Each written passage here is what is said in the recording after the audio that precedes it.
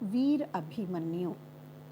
यह महाभारत के महायुद्ध का एक भाग है जिसमें कौरवों की तरफ से द्रोणाचार्य द्वारा पांडवों के लिए चक्रव्यूह की रचना की गई।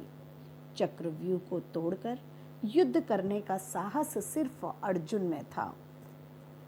योजना के अनुसार चक्रव्यूह रचना से पूर्व ही सुशर्मा व त्रिगर्त अर्जुन को युद्ध के लिए ललकार कर कौरवों की रणभूमि से उसे दूर ले गए।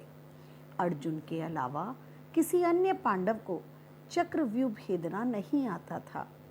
द्रोणाचार्य के द्वारा चक्रव्यूह रचना को तोड़ने का संदेश पत्र पाकर युधिष्ठिर चिंतित हो गए।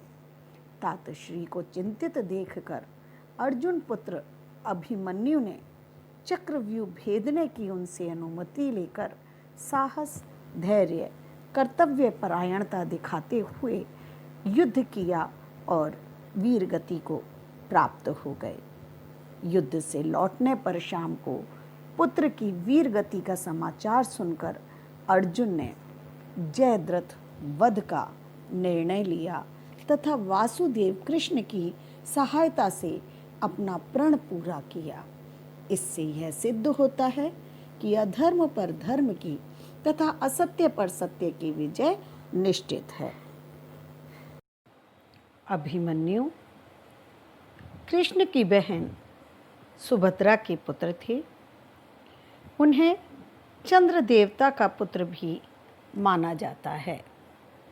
ऐसी धारणा है कि सभी देवताओं ने अपने पुत्रों को पृथ्वी पर अवतार रूप में भेजा था, परंतु चंद्र ने कहा कि वे अपने पुत्र का वियोग सहन नहीं कर सकते, अतः उनके पुत्र को मानव योनि में मात्र 16 वर्ष की आयु दी जाए।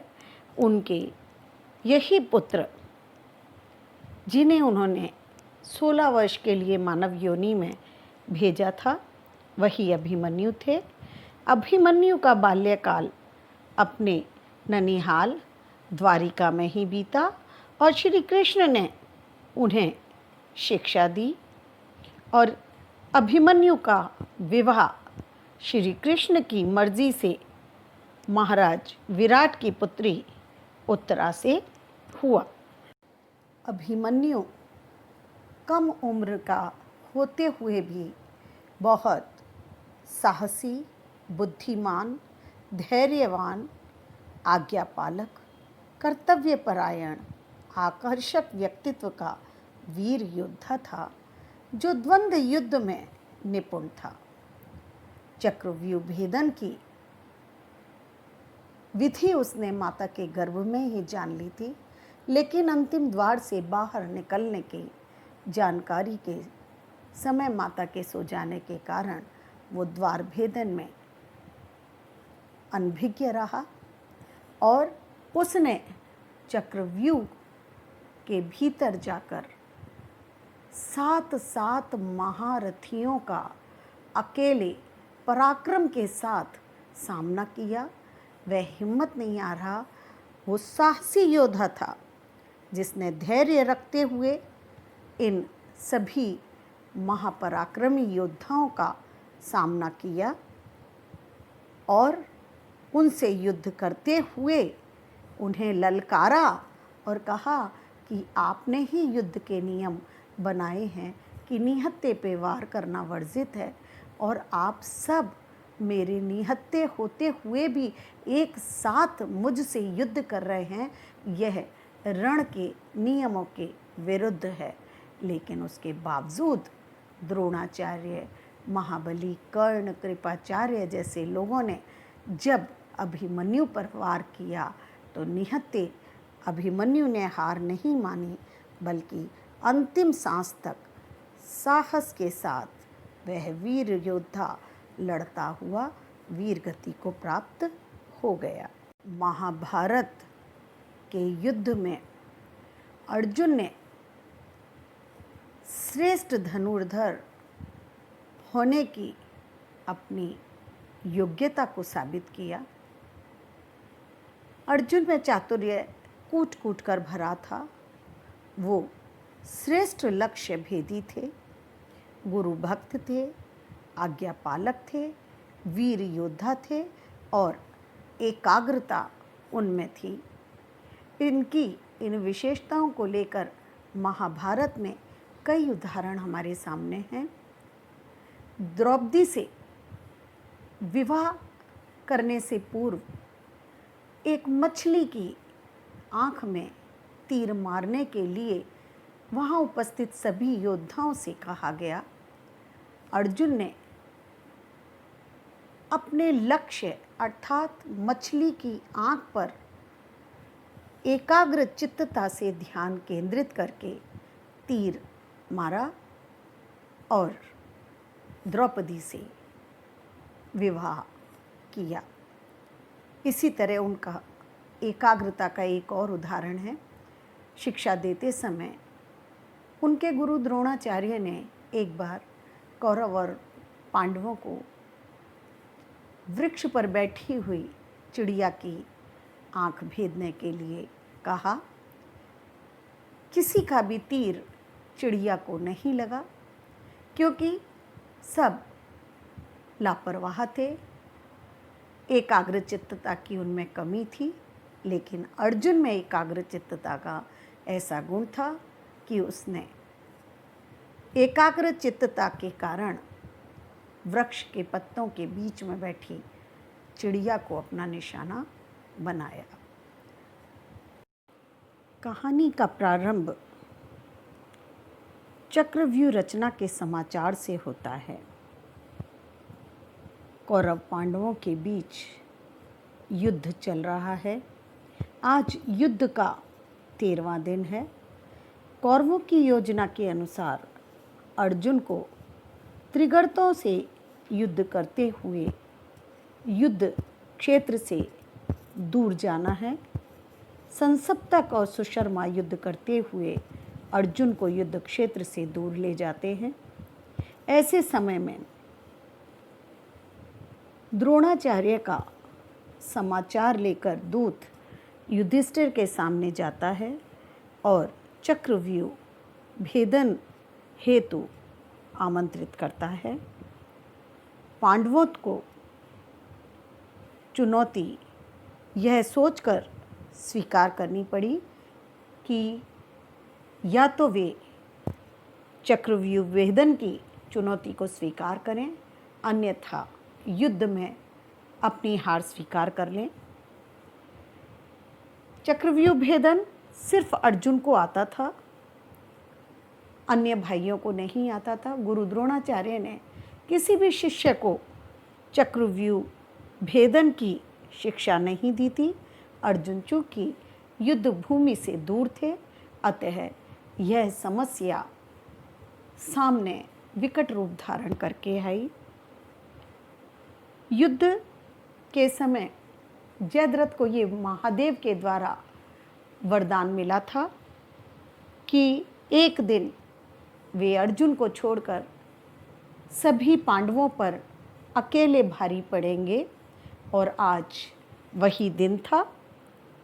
अकेले जयद्रथ ने चारों पांडवों को चक्रव्यूह भेदन करने से रोका।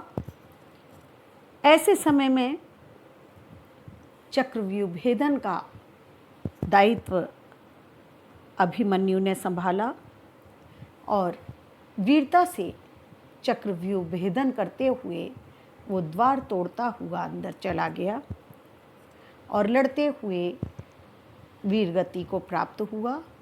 जब अर्जुन को पुत्र की वीरगति को प्राप्त होने का समाचार मिला तो शोक से आकुल अर्जुन ने सूर्यास्त्र से पहले जयद्रथ का वध करने की शपथ ली और साथ ही साथ यह भी शपथ ली कि यदि वे सूर्यास्त से पहले जयद्रथ का वध नहीं कर पाए तो वे अग्नि की गोद में समा जाएंगे।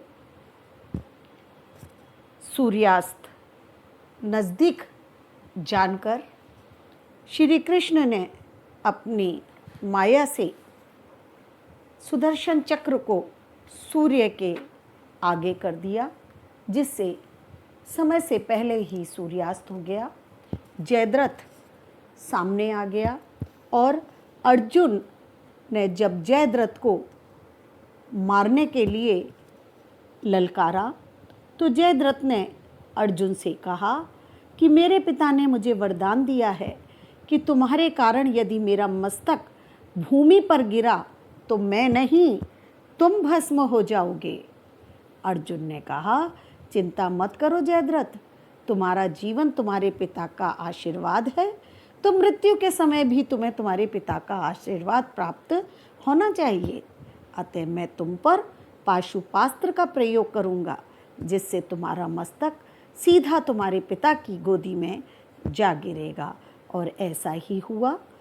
अर्जुन के गांडीव से निकले तीर से जयद्रथ का मस्तक धड़ से अलग होकर तप करते हुए उसके पिता की गोदी में जा गिरा। इस तरह जयद्रथ के साथ साथ उसके पिता भी भस्म हो गए। इसी तरह सभी अधर्मियों का वध हुआ और अधर्म पर धर्म की, कायरता पर विजय की, कायरता पर वीरता की और असत्य पर सत्य की विजय हुई। वीर अभिमन्यु पाठ के माध्यम से लेखक हमें अहंकार, असत्य, अधर्म की राह को छोड़कर सत्य, धर्म की राह पर चलने, कर्तव्य परायण बनने की सीख देना चाहते हैं और बताना चाहते हैं कि संकट की स्थिति में साहस, धैर्य, सूझबूझ से परिस्थिति का सामना करना चाहिए। कायरता का त्याग कर वीर बनने की प्रेरणा दी गई है। पढ़ने से पहले हम पाठ में आए कठिन शब्दों के अर्थ जान लेते हैं, क्योंकि ऐतिहासिक नाटकों में कुछ शब्द ऐसे होते हैं, अस्त्रों के नाम, युद्धों के नाम, जिन्हें हम नहीं समझते हैं, तो उनके बारे में जानकारी प्राप्त करना अति आवश्यक है। पहला शब्द है प्रहार करना। प्रहार, हार मूल शब्द है, प्र उपसर्ग है। प्रहार करना, वार करना। दिव्यास्त्र दो शब्दों से मिलकर बना है। दिव्य धन अस्त्र, यानी देवताओं से प्राप्त अस्त्र। द्वंद्व युद्ध, दो व्यक्तियों के बीच होने वाला युद्ध द्वंद्व युद्ध कहलाता है। युवराज, राजपुत्र। सामर्थ्य यानी योग्यता। गांडीव, गांडीव इंद्र के धनुष का नाम है। निर्वाह, निभाना। भ्राता, भाई।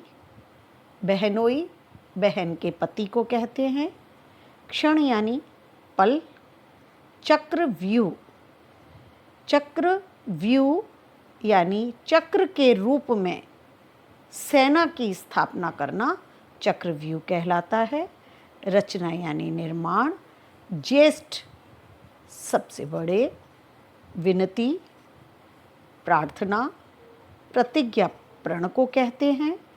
घमासान अर्थात भयानक। वर्णन विस्तार पूर्वक। प्रतिशोध बदला लेना।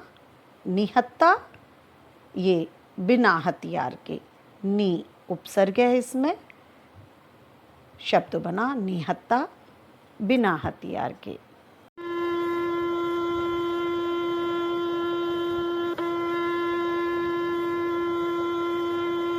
धर्मस्य ग्लानिर्भवति भारत, अभ्युत्थानम् अधर्मस्य तदात्मानं सृजाम्यहम्।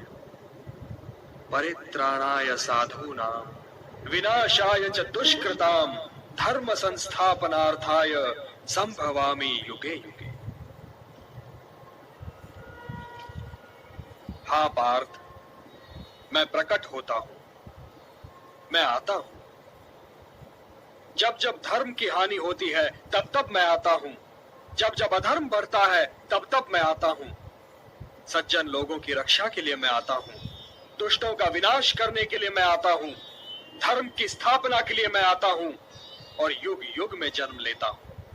जब गुरु द्रोणाचार्य ने देखा कि त्रिगर्तों से युद्ध करते हुए अर्जुन युद्ध क्षेत्र से काफ़ी दूर निकल गए हैं और आंखों से ओझल हो गए हैं, तब उन्होंने अवसर देखकर कौरवों के दूत से युधिष्ठिर को चक्रव्यूह के युद्ध का संदेश पत्र भिजवाया, जिसे पढ़कर युधिष्ठिर चिंतित हो गए।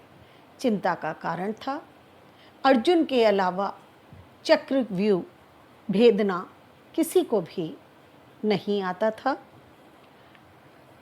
ऐसे में अभिमन्यु ने तातश्री को चिंतित देखकर उनसे उनकी चिंता का कारण पूछा। जब उसे यह पता चला कि तातश्री की चिंता का कारण चक्रव्यूह भेदन है, तो उसने बताया कि वह माँ के गर्भ में था। तब पिताजी ने माँ को चक्रव्यूह संरचना के बारे में बताया था। 6 द्वारों तक के युद्ध का वर्णन तो उसने गर्भ में सुना था, किंतु 7वें द्वार के भेदन के समय माँ को नींद आ गई और वह आगे सुन नहीं पाया। यह कहते हुए अभिमन्यु कहता है, पिताश्री नहीं हैं तो क्या हुआ तात, मैं तो हूँ, मैं चक्रव्यूह का भेदन करूँगा। यह कहकर वह चक्रव्यूह भेदने हेतु तातश्री से युद्ध में जाने की आज्ञा लेता है। अभिमन्यु को चक्रव्यूह की अनुमति देकर युधिष्ठिर ने अन्य भाइयों को अभिमन्यु के पीछे रहकर उसका साथ देने के लिए कहा, ताकि वे लोग अभिमन्यु के साथ चक्रव्यूह के भीतर जा सके और अंतिम द्वार को आसानी से सब मिलकर तोड़ सकें और अभिमन्यु के प्राणों की रक्षा कर सकें। अभिमन्यु ने चक्रव्यूह का पहला द्वार तोड़कर अंदर प्रवेश किया, किंतु पांडव अभिमन्यु के साथ चक्रव्यूह के द्वार में प्रवेश नहीं कर पाए, क्योंकि जयद्रथ ने पांडवों को चक्रव्यूह के बाहर ही रोक लिया। पांडव 4 थे, जयद्रथ अकेला था।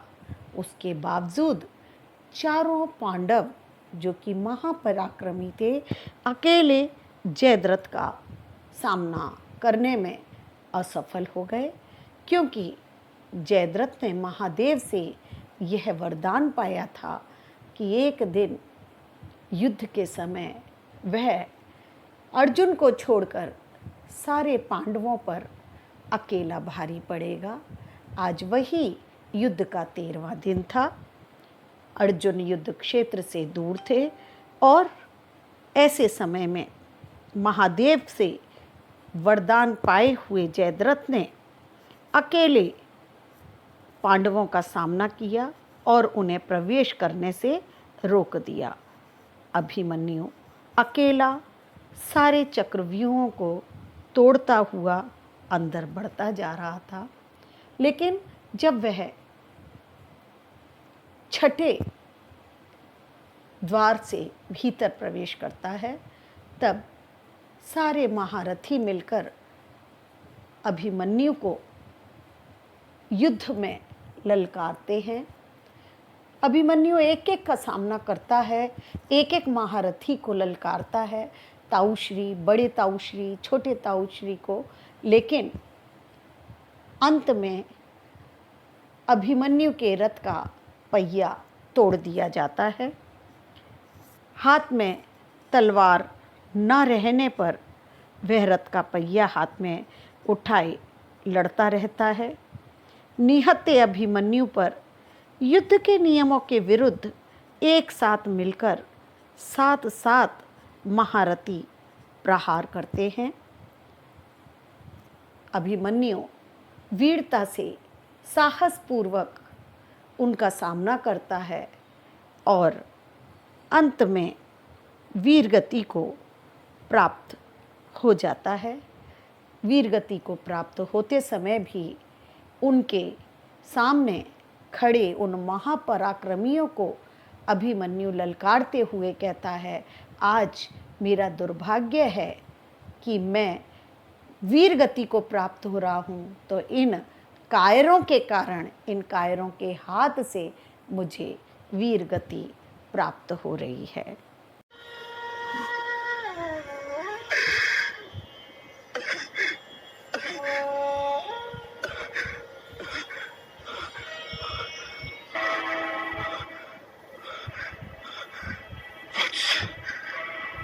मैं तुम्हें वचन देता हूं कि यदि कल सूर्यास्त से पहले मैंने जयद्रथ का वध नहीं किया तो मैं अग्नि समाधि ले लूंगा।